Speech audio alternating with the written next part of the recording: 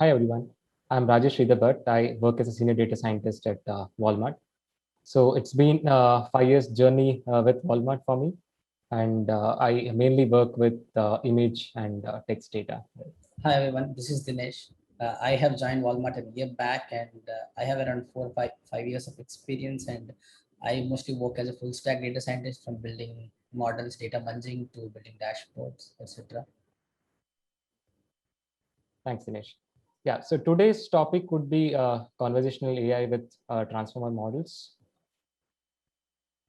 So agenda looks something like this. We'll start with why do we need chatbots or conversational AI. Then we'll be talking about chatbot conversation framework and the use case that we are trying to solve at Walmart. Then I'll talk about typical chatbot flow diagram, and I'll be covering the NLU engine, which is crux of any chatbots that we are going to build. And later we'll be talking about transformer models, specifically for intent classification. Then Dinesh should be covering data and model training summary and productionizing BERT for CPU inference, and talk about uh, ensemble technique that we have ensembled our model with Microsoft Lewis. Yeah, so we'll start with why do we need conversational AI or chatbots. So as most of you are aware, messaging is a popular form of interaction nowadays, and chatbots streamlines the interaction between people and services. Right? So if you look at any industry, be it be retail or real estate or any kind of industry, right? For a customer support or for asking any information related to certain things, so there is a chatbot that is in place answering most of the user questions. And if a bot is not able to answer, then that questions are redirected to a real agent who is sitting. So previously it was like users calling the customer care or any other services that are provided by the company and then getting the answers, right? But now with the chatbots, it's like chatbot answering most of the questions. And if chatbot is not able to do that, so those are redirected to the real agents, and the questions are answered accordingly, right? And other advantages with chatbots is scalability, right? So it's based on the load. Let's take a retail industry example itself, right? So the traffic that goes into the website might differ uh, based on different months, right? So based on different festivals and any special events, right? So accordingly, we can scale the bots, and we can make the bot cater to the questions that are coming in, right? And of course, it's always available. I mean, humans are not answering the questions; a bot is answering the question. So once it's deployed and once it's up and running, it's always available. And yeah, and of course, helpful for organizations with uh, multiple geographies, right? So there is no need for hiring people for different geographies. So there is a bot up and running and answering all the queries, right? Yeah. So coming to the chatbot conversation framework, so it's classified based on conversations and responses. So when I say conversations, it could be open domain and closed domain. So in open domain, it's like user can ask any question to the bot, right? So that is open domain. And let's say it's a closed domain chatbot. Let's take an example of bot answering queries related to some questions related to a restaurant or something, right? Then users are expected to ask only questions related to that particular domain. Let's take an example of restaurant search and booking. So in that case, user would be asking only those questions related to particular restaurant search, or type of restaurant he is looking for, those kind of things. So if a user asks something else, then it's classified as out of domain question, and so bot would be giving some default answers for that. Right. And coming to the responses, it could be retrieval based or generative based. So in a retrieval based, it's like bot giving a predefined answer for a particular type of question that is coming in, right? So if the same question is asked by multiple users, the kind of response that is given by the bot remains the same in a retrieval based. So in a generative based, if based on how the question is being asked, the answer is generated on the fly and returned to the user. So I hope these differences are clear. Now, coming to the classification that is made based on responses and conversation. So if it's an open domain and a retrieval based, it's impossible to do because user can ask any question to the bot, and bot should be able to search for a particular answer and then give it as an answer to the user, right? So we should be having everything under the sun so that bot is able to answer uh, any question that is being asked. So that's like impossible, I would say, right? So coming to the uh, open domain generative based, right? So this is mainly a general AI. So there is no fixed knowledge base or something based on the there are like different frameworks for achieving this. People are using RL also for achieving this.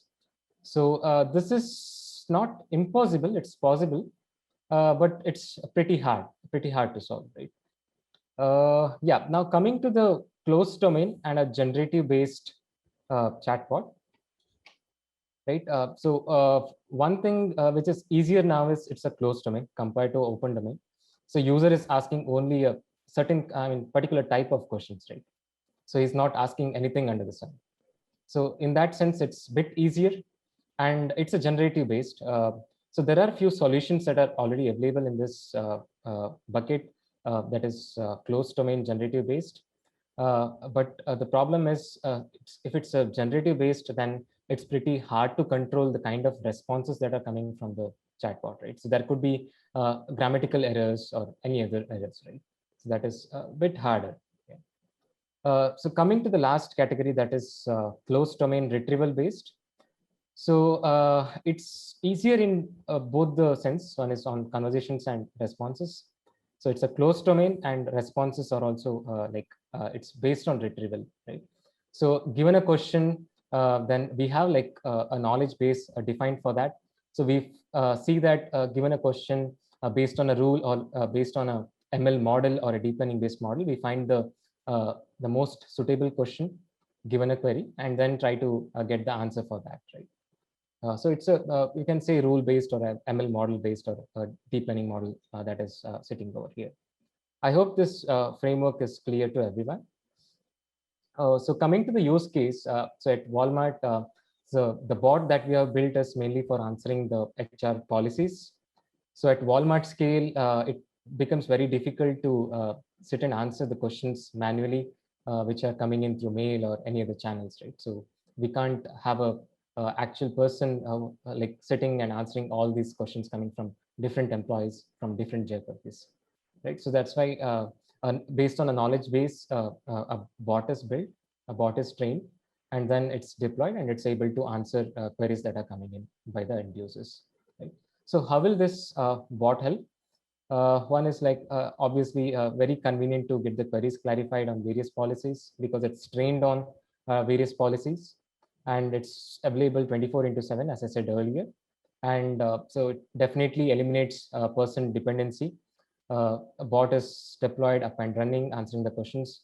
So there is no manual intervention once the bot is deployed, right? And provides a consistent experience. When I say consistent experience, so if we ask the same question to different people, then we might get different answers based on their understanding or based on their tenure with Walmart and knowledge of policies that are available in Walmart, right? So, but a bot is trained on a knowledge base, which is like pretty much selected in a very right fashion. And then so bot is trained using that data and deployed using that. So it can't answer differently for different users, right? The answers has to be consistent in this case. So right now we have integrated with various communication platforms like Slack, then available on Zoom, and in multiple other communication platforms. Okay, yeah, yeah. So I'll be talking about how a typical chatbot flow would look like. So basically, when a user types in a query, it's unstructured data that is coming in. So natural language uh, text that is coming in, right? So uh, the main aspect here is like understanding what the text is, and then based on the understanding, getting the relevant answers to the users, end users, right? So the crux of so any chatbot is NLU engine. So NLU engine is nothing but a natural language understanding engine. So given an unstructured text, so it's basically converting the unstructured text to a structured fashion, right? So that is the role of NLU engine. I'll be talking in detail of like what are the components of NLU engine in upcoming slides. So for now, we can think it as a black box where given unstructured text data, we are getting a structured data out of it, right? So once we have this structured data, then we can use this structured data and call an API, or API would be necessary sometimes. Let's say in this example, a person is looking for a Mexican restaurant in the center of the town, right? So then, I mean, a particular API needs to be hit based on the structured data that is retrieved, and then the results are displayed to the end user, right? So this is one type of query, I would say. In it could be a FAQ kind of scenario, right? So there is no API call that is required to get the, I mean, the required information for the user. So in that case, it could be a static answer, a static plain text as an answer, right? So there could be two variants. One is making an API call, getting the results and showing it to user, or based on the question that is being asked, if it's an FAQ, then giving a static answer to the user, right? Okay. Yeah, so now I'll be talking about different components of NLU engine. So intent and entities are the crux of NLU engine. So let's understand what these are. Coming to the intent, it's basically telling like what the user is willing to do, right? So let's say example, searching for a restaurant, or he's raising a ticket of some issue in a company, right? Or booking a taxi, booking an aeroplane or anything, right? So here the intent is based on the query. It could be restaurant search or booking a taxi, anything else, right?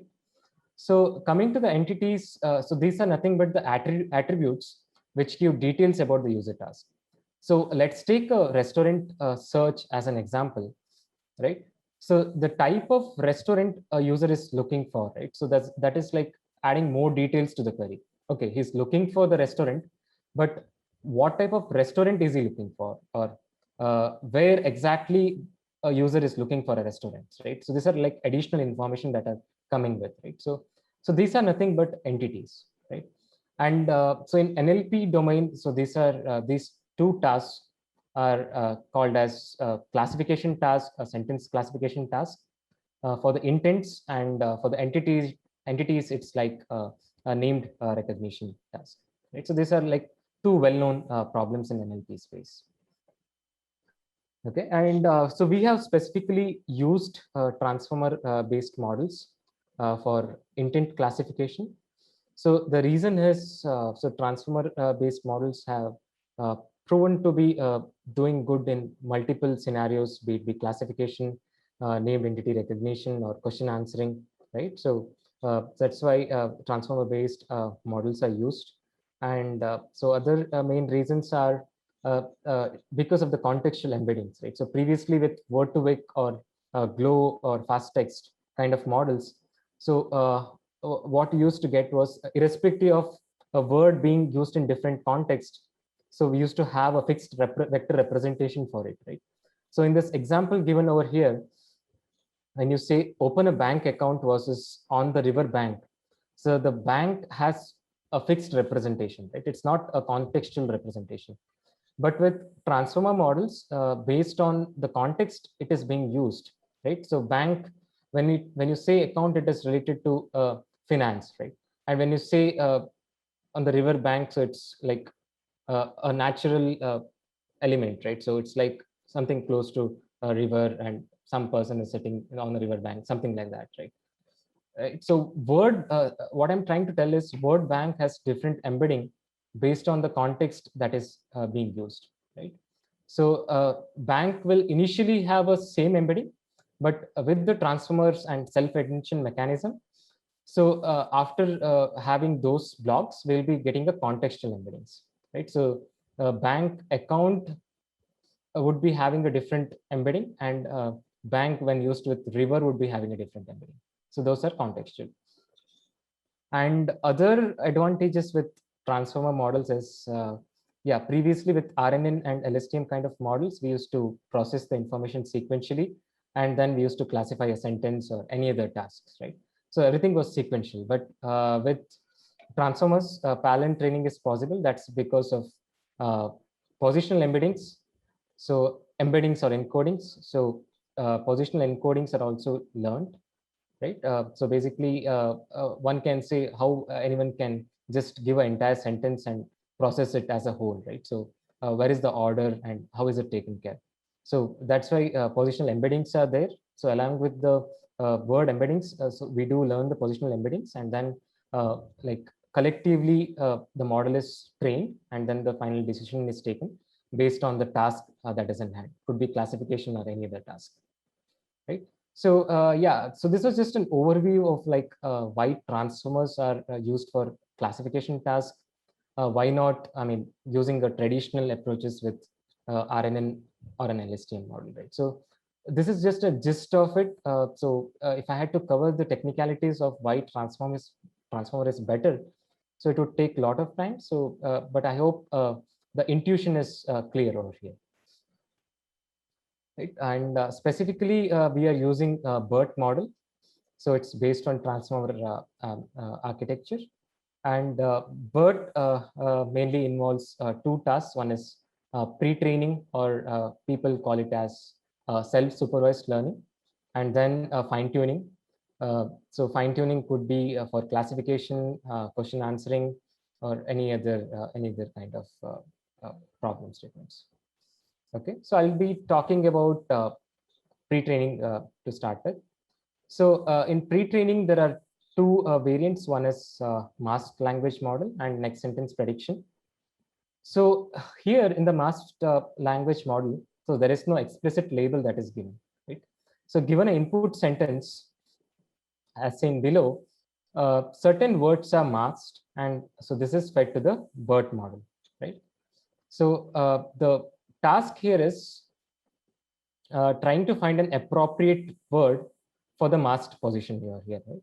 So in this example, let's stick to dash in this skit, right? So we want to find an appropriate word in this fifth position, right? So that is what we are trying to do. So in this sense, I mean, we are trying to understand the structure of a sentence and what would be the most appropriate word and the uh, grammar of it as well, right? So what comes after what and all those information, right?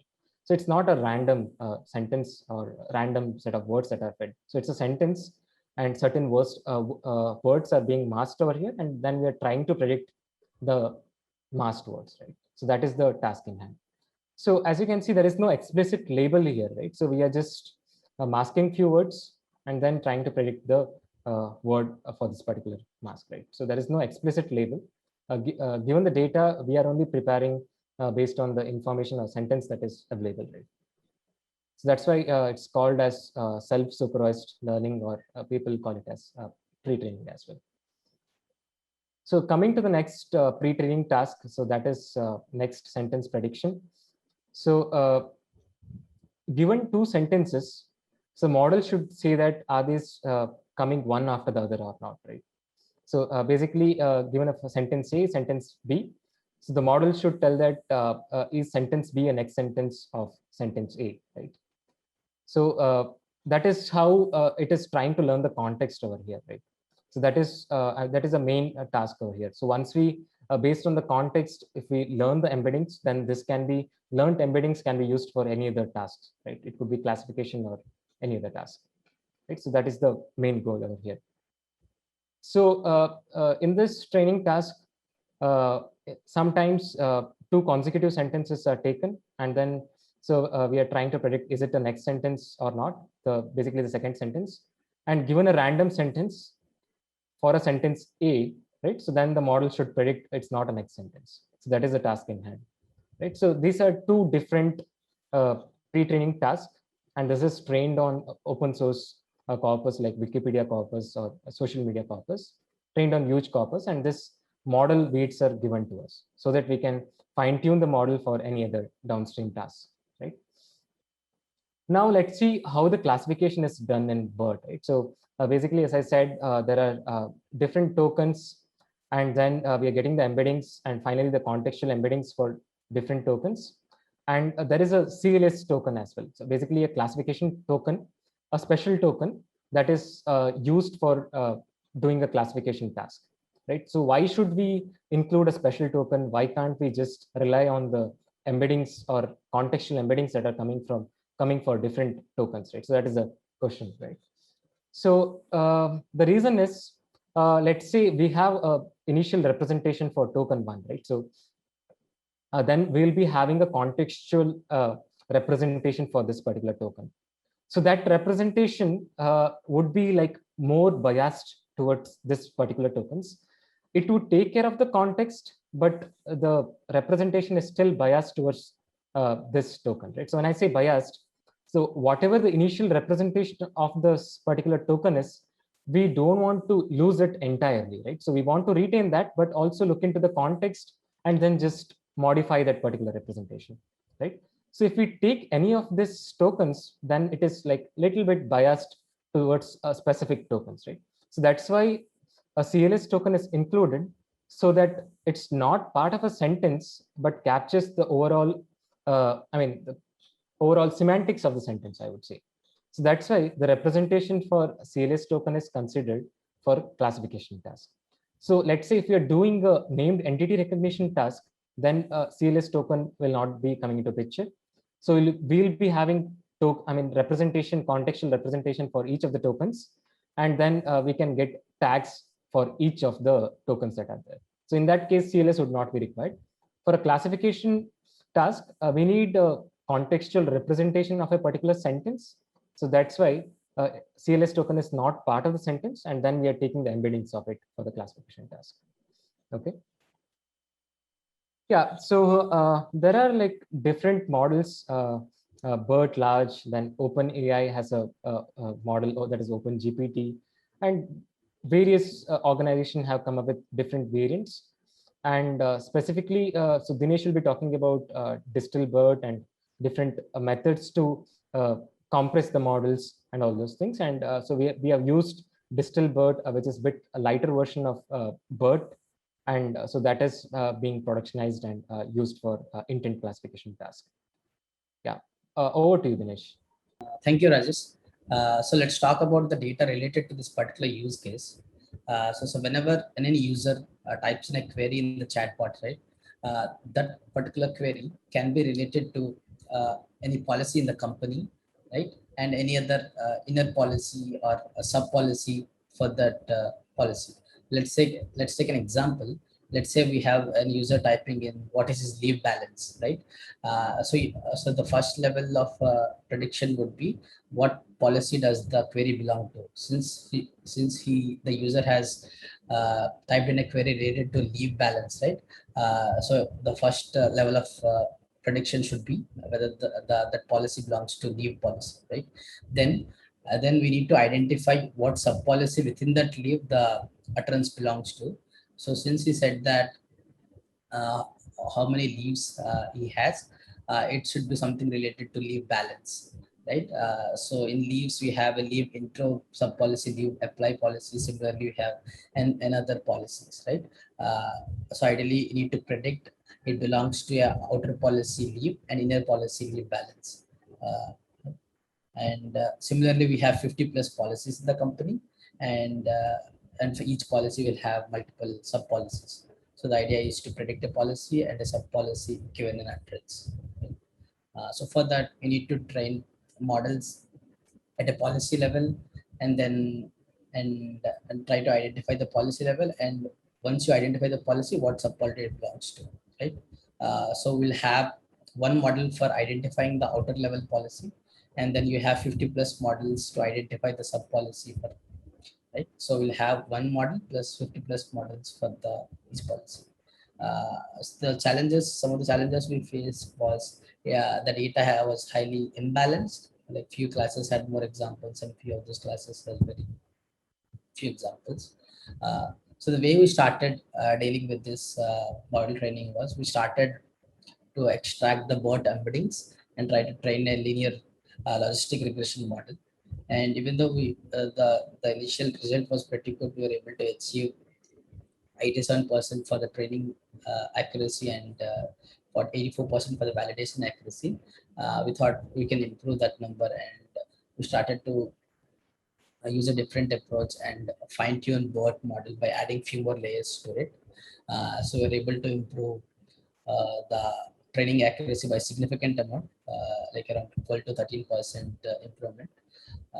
But around, and we were able to achieve like 10% improvement in the validation as well. So when we dive into the data and looked at why the validation accuracy was little less compared to the training accuracy, we identified that a few of the utterances had uh, has been confusing with among multiple policies. Like few policies, if you look at manually, we weren't able to identify whether the policy belongs to either of the policies. So what we had to do was, so we had to merge few of the policies since they were very similar.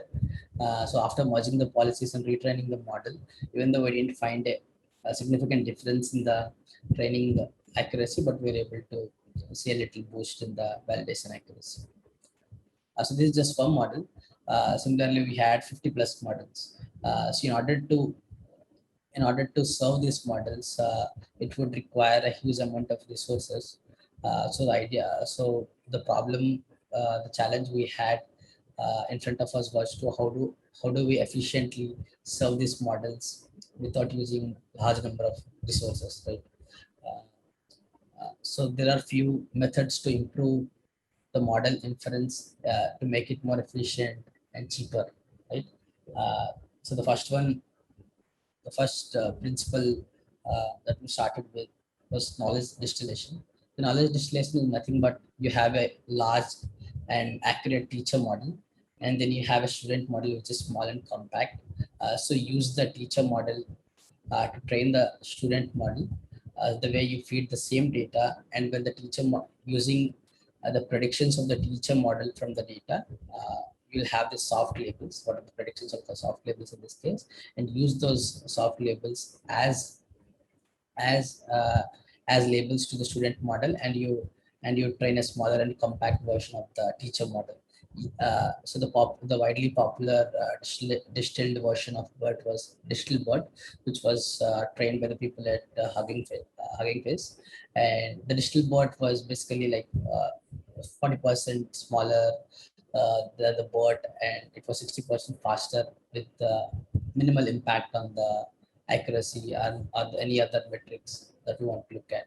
And to sum it up, the DistilBERT is like a smaller, faster, and cheaper and lighter version of BERT. For our use case, we thought DistilBERT is good enough for us, right? And the next idea is to use quantization. So there are several ways to do quantization. You can do during training as well, do quantization, or post training you can do dynamic quantization. So the idea of quantization is to uh, generally generally the weights in the models, right, are floating point. So if you can reduce the accuracy of this of those weights, right, and if you can bring it down to integer or floating point 16, you can reduce the memory footprint by twice or four times, right? So what we do is, after the training, you modify those weights of few layers. In our case, these are just the final linear layers.